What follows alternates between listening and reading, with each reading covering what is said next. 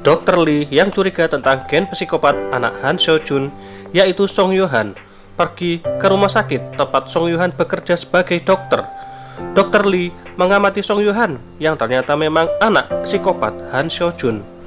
Dia juga datang ke rumah ibunya Song Yo-han untuk memastikannya bahwa anak itu memang anak Han Seo-jun yang membunuh adik dan ayahnya 15 tahun lalu dan dibebaskan karena polisi tidak percaya anak sekecil ini bisa membunuh keluarganya.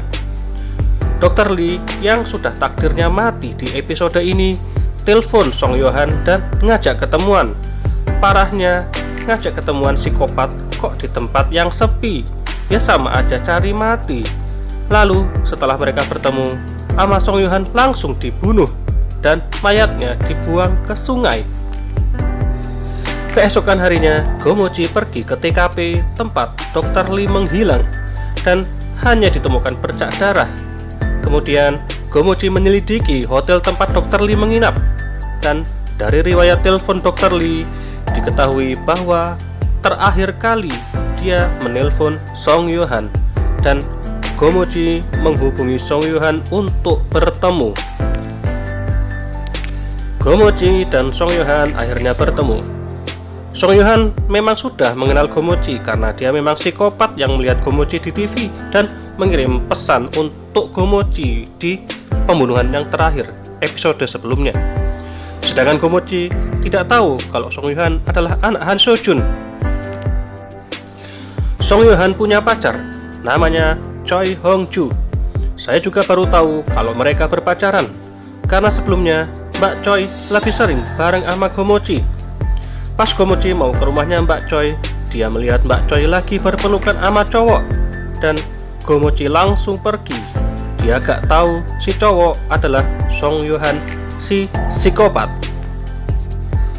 Suatu hari, seorang nenek-nenek datang ke rumah Song Yo-han mau kerja sebagai pembantu rumah tangga.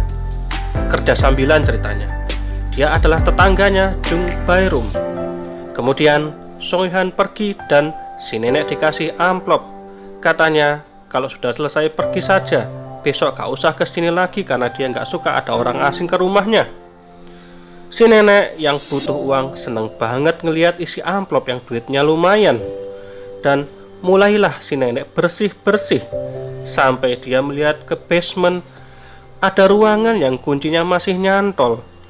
Dia penasaran, emang cari mati ini si nenek.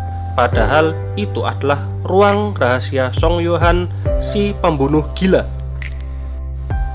Song Yo-han yang menyadari kunci ruangan basementnya masih nyantol segera pulang dengan buru-buru. Dan sesampainya di rumah, si nenek yang ketakutan setelah tahu identitas Song Yo-han langsung pulang dengan gemetaran. Song Yo-han masuk ke dalam ruangannya dan menyadari si nenek habis masuk.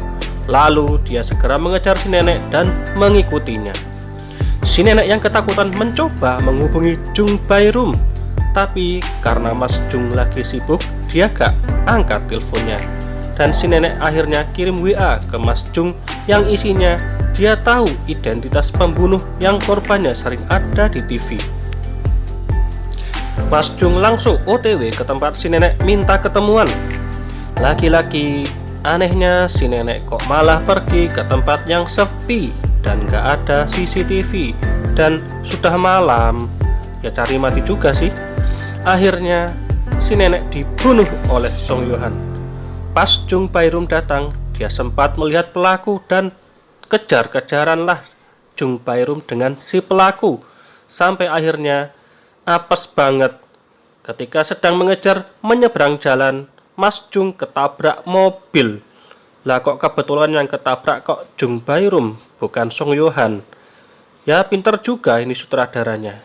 Setelah itu lalu bersambung.